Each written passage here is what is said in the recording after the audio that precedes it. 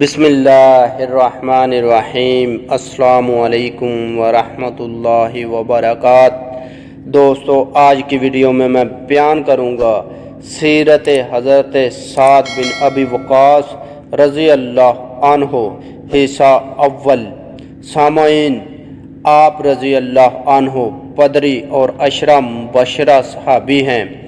وحی کے نزول کے بعد بالکل ہی ابتدائی دنوں میں حضرت ابو بکر صدیق رضی اللہ عنہ کی ترغیب پر اسلام لے آئے اور اسی طرح سابقین اور اولین میں شامل ہوئے۔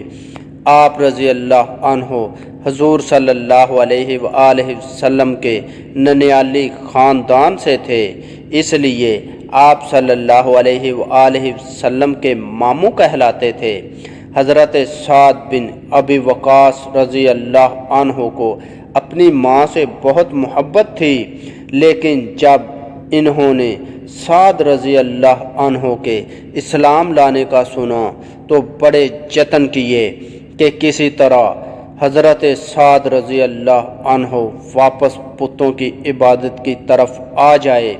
جب نہ مانا تو آخری حربے کے طور پر اعلان کر دیا کہ جب تک میرا بیٹا پرانے دین کی طرف نہیں آتا میں کچھ نہیں کھاؤں پیوں گی، چاہے میری جان ہی چلی جائے۔ حضرت سعد رضی اللہ عنہ بڑے پریشان ہوئے، بار بار آ کر کہتے آپ کھانا کھا لو، لیکن ماں بھی کسی طرح ماننے کو تیار نہ تھی۔ اب ماں کو بھی ناراض نہیں کر سکتے تھے، حضور صلی اللہ علیہ وآلہ وسلم کا ساتھ بھی نہیں چھوڑ سکتے تھے، کریں تو کیا کریں، کچھ سمجھ نہیں آ رہی تھی۔ پھر آخرکار انہوں نے ایک فیصلہ لیا، ماں کے پاس آئے اور بولے ماں تم کچھ کھا لو۔ ماں نے پھر وہی شرط رکھ لی کہ پرانے دین کی طرف لوٹ آؤ۔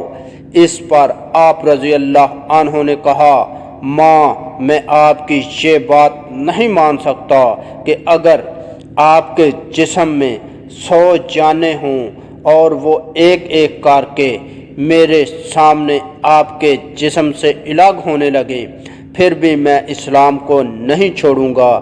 اب آپ کی مرضی ہے، کچھ کھا لو یا نہ کھائیں۔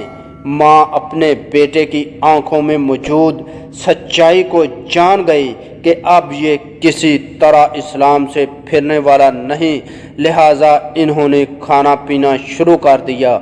سامعین، حضور صلی اللہ علیہ وآلہ وسلم نے سعد بن ابی وقاص رضی اللہ عنہ کے متعلق فرمایا تیر برساؤ سعد، تم پر میرے ماں باپ قربان ہوں۔ صحیح بخاری حدیث نمبر 2905۔